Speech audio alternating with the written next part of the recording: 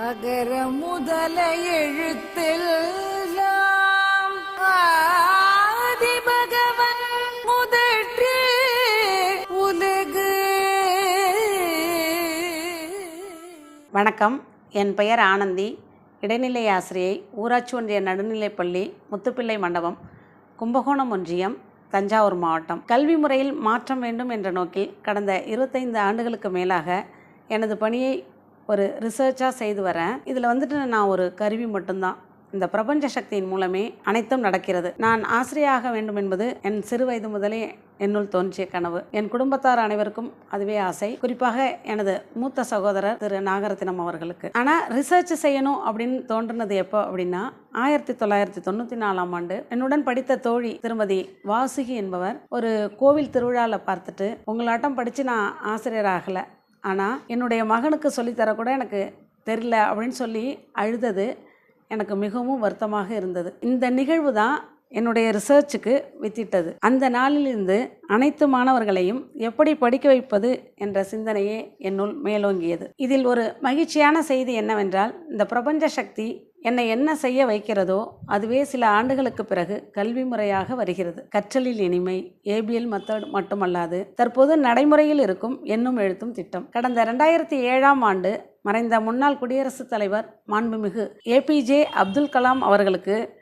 கல்வி முறையில் மாற்றம் வேண்டி ஒரு கருத்துரு பிரபஞ்ச ஆற்றலால் என் மூலம் அனுப்பப்பட்டது. அதில் நான் கூறியிருந்த கருத்துக்கள் அனைத்துமே எண்ணும் எழுத்தும் திட்டமாக வெளிவந்துள்ளது என்பதை மகிழ்ச்சியுடன் தெரிவித்துக் கொள்கிறேன். குடியரசுத் தலைவர் அவர்களுக்கு 2007ஆம் ஆண்டு கல்வி முறையில் மாற்றம் வேண்டி என்னால் எழுதப்பட்ட கருத்துகளின் தொகுப்பு. மாறிவரும் சூழ்நிலையில் பிள்ளைகளிடம் மிகுந்த மாற்றத்தை நாம் அன்றாட வாழ்க்கையில் காண்கிறோம். பிள்ளைகளின் நடத்தை மாற்றத்திற்கு பெரும்பாலானோர் கூறும் காரணம் சினிமாவும் தொலைக்காட்சி நிகழ்ச்சிகளுமே. பசுமை புரட்சி, வெண்மை புரட்சி போல மனித வாழ்க்கை புரட்சி என்ற ஒன்றை ஏற்படுத்த வேண்டிய சூழலில் உள்ளோம். முல்லை முள்ளால் எடுக்க வேண்டும் என்பது ஒரு பழமொழி. அதைப்போல எந்த சினிமாவும் தொலைக்காட்சி நிகழ்ச்சிகளும் மாணவ சமுதாயத்தை சீரழிக்கிறதோ அவர்களை வைத்தே வருங்கால சந்ததிகளின் வாழ்க்கையினை செம்மைப்படுத்த வேண்டும். நாடு முழுவதும் அந்தந்த மாநிலங்களில் அவரவர் தாய்மொழியில் நாள்தோறும் மாணவர்களுக்காக நல்ல கருத்துக்களை கூற வேண்டும்.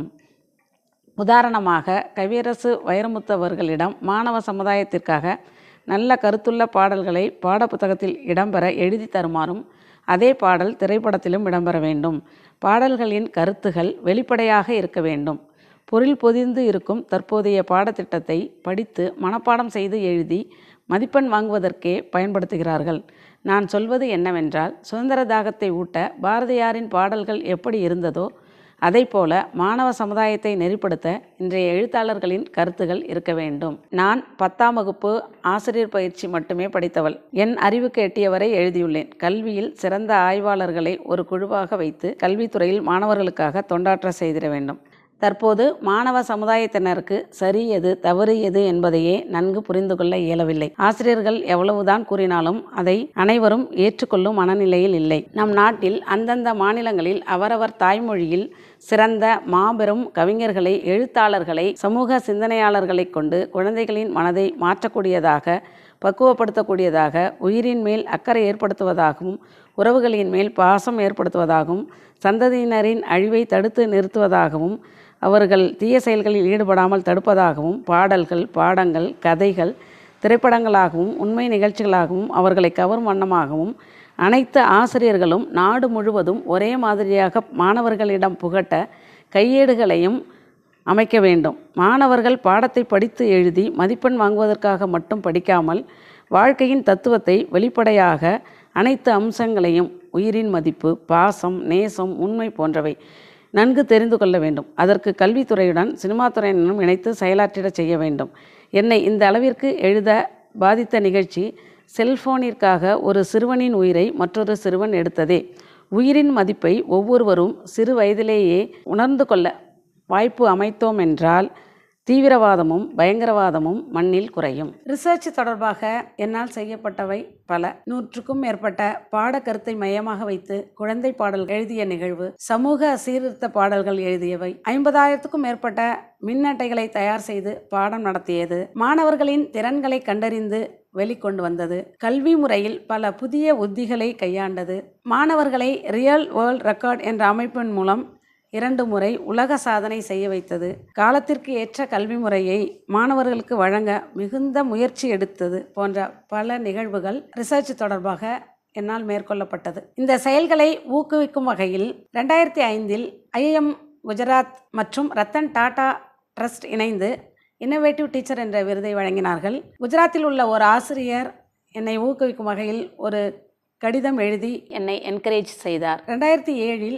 மகாராஷ்டிரம் மாநிலம் புனேயில் ஷக்கால் என்ற செய்தித்தாளில் வெளிவந்த செய்திகள் என்னுடைய செயல்களை ஊக்குவிக்கும் வண்ணம் இருந்தது. 2007 புனேயில் இருந்து விமான நிலைய அலுவலர் ஒருவர் ஷக்கால் செய்தித்தாளில் வந்த செய்தியை படித்துவிட்டு ஒரு கடிதம் எழுதினார். அந்த கடிதம் என்னை மிகவும் ஊக்குவிப்பதாக இருந்தது. 2013ஆம் ஆண்டு புதிய தலைமுறை கல்வி இதழில் இடம்பெற்ற செய்தி, 2013 சுட்டி விகடனில் கனவு ஆசிரியர் என்ற தலைப்பில் இடம்பெற்ற செய்தி, 2014 குங்குமம் தோழியில் இடம்பெற்ற குழந்தைக்கு கற்றுக் கொடுக்க நாமும் குழந்தையாகணும், இவை போன்ற அனைத்துமே என்னுடைய ரிசர்ச்சுக்கு மிகுந்த உற்சாகத்தையும் ஊக்கத்தையும் அளித்தது. 2014 புதிய தலைமுறை தொலைக்காட்சியில் வந்த நிகழ்வானது நான் செய்த ரிசர்ச்சின் ஒரு உள்ளார்ந்த கருத்தை வெளியிட்டது எனக்கு மிகுந்த மகிழ்ச்சியையும் மிகுந்த ஊக்கத்தையும் அளிப்பதாக இருந்தது. ஆசிரியர் தினம் இன்று கொண்டாடப்படும் வேளையில் ஒரு சிறந்த ஆசிரியர் என்பவர் எப்படி இருக்க வேண்டும் என்பதற்கு முன்னுதாரணமாக திகழ்ந்து கொண்டிருக்கிறார் ஆசிரியை ஆனந்தி.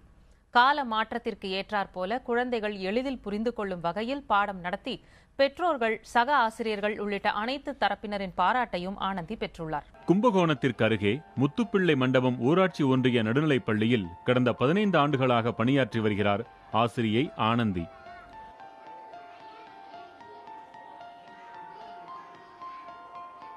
ஒன்று மற்றும் 2ஆம் வகுப்புகளுக்கு ஆங்கில வழியில் கல்வி கற்பித்து வரும் இவர் தமிழக அரசு தற்போது கொண்டு வந்துள்ள செயல்வழி கற்றல் கல்வி முறையை 9 ஆண்டுகளுக்கு முன்பே இந்த பள்ளியில் அறிமுகம் செய்வித்தவர்.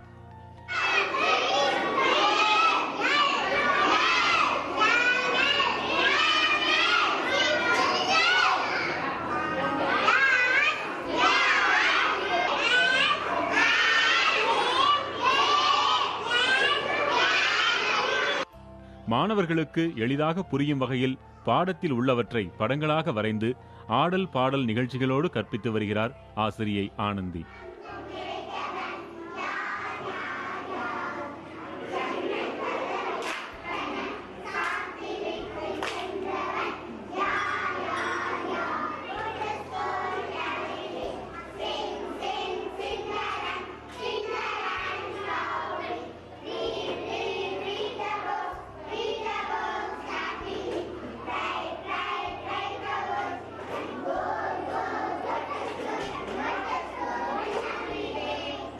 அறிவியல் பாடம் ஏதாச்சும் நடத்துகிறாங்கன்னா அதை வந்து பாடமாக மட்டும் நடத்தாமல் பாட்டாகவும் எங்களுக்கு சொல்லிக் கொடுத்து அதை கார்டு வச்சு நடத்துவாங்க. எங்களுக்கு வந்து அந்த பாடம் வந்து சொல்லிக் கொடுக்காம எக்ஸ்ட்ரா வந்து அனிமல்ஸ் நேம், பேர்ட்ஸ் நேம் நிறையா சொல்லிக் கொடுப்பாங்க. 3வது பாடத்தை எடுத்தால் ஒரு குழந்தையா சொல்லி தருவாங்க. எங்களுக்கு வந்து வெளியில் உள்ள சம்மந்தமாக எல்லாத்தையும் கற்றுக் கொடுத்தாங்க. ஆண்டி டீச்சர் வந்து எங்களெல்லாம் அடிக்காமல் ஒரு நல்ல டீச்சராக வந்து சொல்லி தந்தாங்க. தமிழ் தான் எனக்கு வந்து நல்லா தெரியும். எனக்கு வந்து இங்கிலீஷ் தெரியாது. இங்கிலீஷ் வந்து எனக்கு சொல்லிக் கொடுத்தது எனக்கு வந்து ஆனந்தி டீச்சர் தான். ஆனந்தி டீச்சர் வந்து நிறைய பாடத்தில் வந்து சொல்லியிருக்காம நிறைய எக்ஸ்ட்ராவும் நிறைய சொல்லியிருப்பாங்க. அவங்க சொல்லிக் கொடுத்தது எனக்கு வந்து ரொம்ப புரியும். கணக்கை வந்து சாதாரணமாக நடத்தாமல் நிறைய வந்து மணியெல்லாம் வச்சு நிறைய புரியுற மாதிரி சொல்லியிருப்பாங்க. மாணவர்கள் நன்கு படிக்க வேண்டும் என்பதற்காக தமது சொந்த செலவில் 30,000க்கும் மேற்பட்ட பிளாஷ் கார்டுகளை உருவாக்கி தமது வகுப்பறையில் வைத்துள்ளார் ஆனந்தி. எந்த காரணம் கொண்டும் மாணவர்களை இவர் அடிப்பதில்லை. இவை தவிர மாற்றுத்திறனாளி குழந்தைகளையும் அரவணைத்து அவர்களும் எளிதில் கற்றுக்கொள்ளும் வகையில் ஆனந்தி பாடம் கற்பிப்பதாக பெற்றோர்கள் கூறுகின்றனர். 1வது 2வது என் பொண்ணு இங்கே தான் படிச்சு. 3வது வந்து நாங்கள் வீட்டுக்காரர் ஊரோட போவோம் அப்படின்ட்டு காலி பண்ணி போயிட்டோம். 3வது எங்கள் ஸ்கூலில் நல்லா படிப்பு நல்லா இல்லை, நான் ஆனந்தி டீச்சர் தான் படிப்பேன் அப்படின்ட்டு அடம் பிடிச்சி அழுதுச்சு. மறு வருஷம் இங்கே 4வதுக்கு இங்கே வந்துடுது. புதிய முறையில் டீச்சர் வந்து பாடத்தை வந்து பாடமாக புக்கை இது பண்ணாமல் அட்டை முறையில் பிக்சர் பாடம் இது பண்ணி நல்லா நடத்துகிறாங்க. அது ரொம்ப எனக்கு பிடிச்சிருக்கு. என் பொண்ணு நல்லா படிக்கிறான். ரொம்ப சந்தோஷமாக இருக்குது சார். இங்கிலீஷ் அப்படி பேசுகிறான், நான் எனக்கு சொல்லித்தரேன். நான் வந்து படித்த பிள்ளைங்கள்ட்ட கேட்குறேன், ஆன்ட்டினா என்னப்பா அப்படின்னுட்டு. ஏம்மா உனக்கு தெரியாதா? ஆண்ட்டுமா ஏன்ட்டினா ஆண்ட்டுனா என்னடா எறும்புமா அப்படின்னா எனக்கு ரொம்ப சந்தோஷமா இருக்கு. மாநிலங்கள் பெயர், மாவட்டம் பெயர் இந்த அளவுக்கு வந்து என் பிள்ளைலாம் சொல்லணும்னு நினச்சி கூட பார்க்கல. இங்கிலீஷ் மீடியத்தில் படிக்க வச்சு எந்த ஒரு இதுவுமே தெரியாமல் இருந்துச்சு. இப்போ இங்கே வந்து அவ்வளோ ஒரு சொல்கிற அளவுக்கு எல்லா விதத்துலேயுமே நல்ல ஒரு பழக்க வழக்கம் எல்லாமே நல்லா இருக்கு இங்கே. ஆனந்தி பாடம் கற்பிக்கும் முறையை மாணவர்கள், பெற்றோர்கள் மட்டுமின்றி சக ஆசிரியர்களும் பாராட்டுகின்றனர்.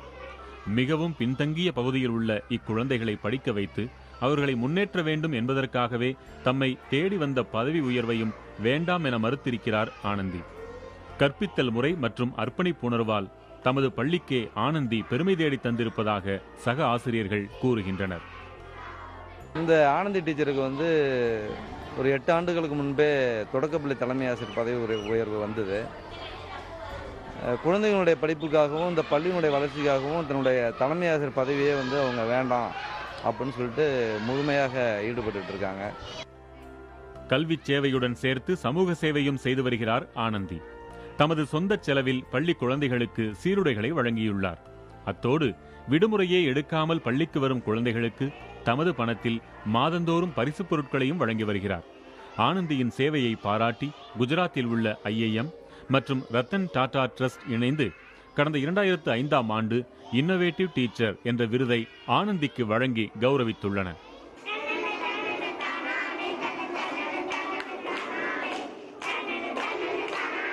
புதிய தலைமுறைக்காக கும்பகோணம் செய்தியாளர் முரளி.